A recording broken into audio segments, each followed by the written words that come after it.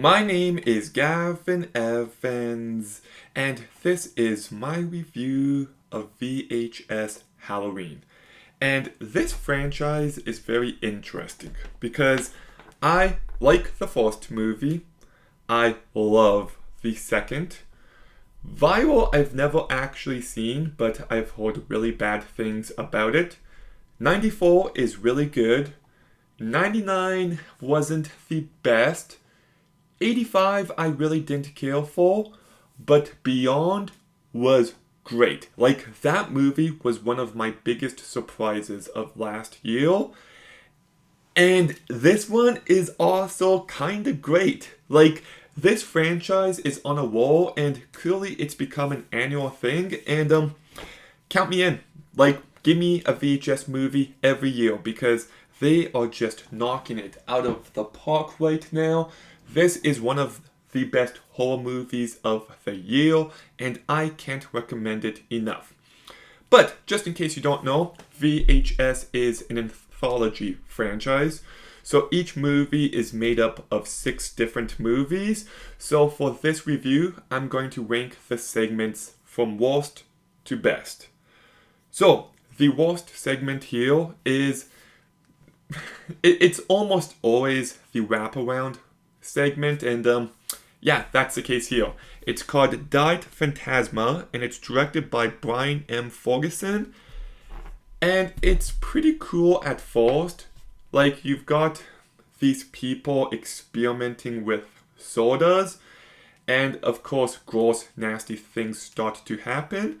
And I thought it was pretty good, but then it just became the same thing over and over again, and I quickly lost interest. It's really not that bad, but it's easily the worst of the bunch here.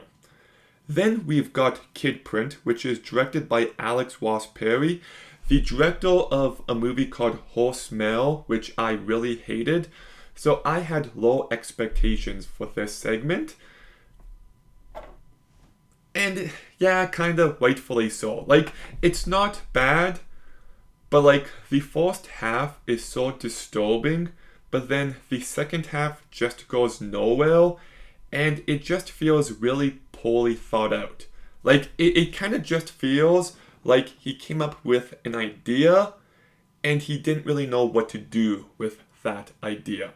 So like, it's serviceable, it's definitely disturbing enough. I just wish there was a bit more to it, and sometimes it's really hard to tell what's happening. But from this point on, I really liked the rest, and Ut Supra Sick Laugher is number 4. And this one is directed by Paco Plaza, who directed Wreck, a movie I love, and he directed Veronica, a movie that is perfectly fine. And this one's just consistently good. There is this eyeball effect here, which really grossed me out. And I do kind of like the story being told because it's about this guy who survived just an evil night, and he reports it to the police, but they don't believe him, and they kind of put him through the same thing again. And it just gets you thinking about how if you did experience a supernatural event, the only way that you could really prove it is by going back to it. And it's actually a really terrifying thought that your eyes are deemed a lunatic or a psycho, or you have to go through hell again. So I do like the story being told. It escalates really effectively. Just by the end, it doesn't quite reach greatness, but it's still pretty solid. And the rest of them I just love. Like, these top 3 are 3 of the best segments of the entire franchise. And number 3 is Kuchi Kuchi Ku, which is directed by Anna Zlakovic, who is going to be someone I keep my eye on. Like, what she was able to accomplish here is really impressive because this might be the most generic of the bunch, but it's just executed so perfectly. Like, this one is scary. Like, I watched it in the morning, so like I closed the windows, I closed the doors, but it's still not as dark as I would like. But this one still put me on edge. This one still gave me goosebumps, and it really freaked me out. Like, it's disturbing as fuck.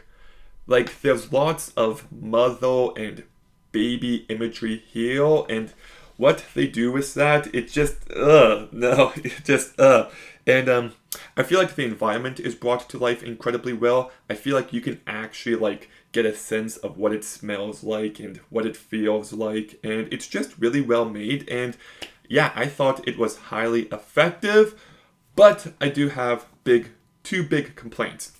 The first is there's a section where the characters are in front of someone, and I'm just like, move! Why are you so close to him? Get out of the way! Like, what are you doing here?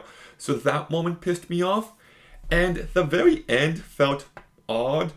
Like, I knew how it was going to end, but then one of the characters just kind of does something, and I'm like, what?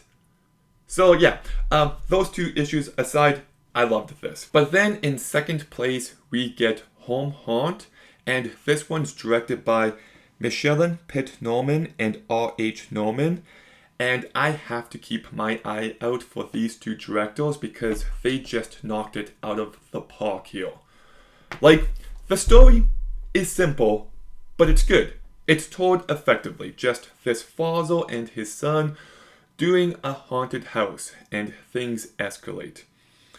But when things escalate, boy do they ever, and it is scary and goofy and effective, and it is just so much fun to watch. But the effects work here is unbelievable. Like, it actually looks and sounds so fantastic, and there's some really disturbing imagery, and it kind of reminded me of Goosebumps 2 Haunted Halloween, but like if that movie had good effects.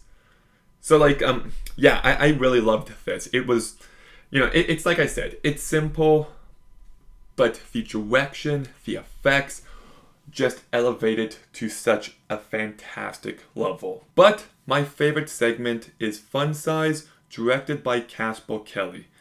Now, I do believe Casper Kelly directed Too Many Cooks, and I really hope he directs a feature-length horror movie because I loved what he brought here. Like, the story focuses on a bunch of characters who are going trick-or-treating, and there's a basket, and it says, take one candy, and they take more than one, and they have to pay the cost for breaking the rules. And yeah, I don't want to say anything more than that, but this story is so weird and trippy and unbelievably fucked up. Like, this one is twisted. This one actually physically made me feel sick to my stomach at points. And yeah, like, there's just this surreal element to it. Well, it's really goofy and light, but what's happening is so extreme, and it really affected me. And I do kind of think the low budget here just added to the nightmare feel. And the characters are pretty generic, but there's one character decision near the very end which just holy shit, like they just went there, and I was kind of blown away by that decision. And I also loved the practical effects. Once again, they look kind of cheap, but that's kind of the charm of this one, that they were able to make something so silly and so low budget and so... they were able to make a premise like this fucked up. I find this segment to be a huge achievement, and it is one of the very best of the entire franchise. So, that is my ranking, and like, the misses aren't big misses, and it's pretty consistent overall. Like, half of them I legitimately really love, and yeah, like that definitely counts for something. I really do love how this franchise gives so many lesser known directors a chance to shine. And I love the theme of Halloween here. And this is just a franchise that now I'm really starting to look forward to their annual releases. So yeah, like I kind of loved this one. I'm kind of torn between a 7.5 and an 8, but the ones I love here, oh, I really love. So I'm going to give VHS Halloween an 8 out of 10. I just can't wait to see what they do next because right now they're on a roll. But VHS Halloween, what did you think? What was your favorite segment? Let me know in the comments down below. Make sure you like, comment, subscribe. Stay tuned for more videos soon. And Gavin out.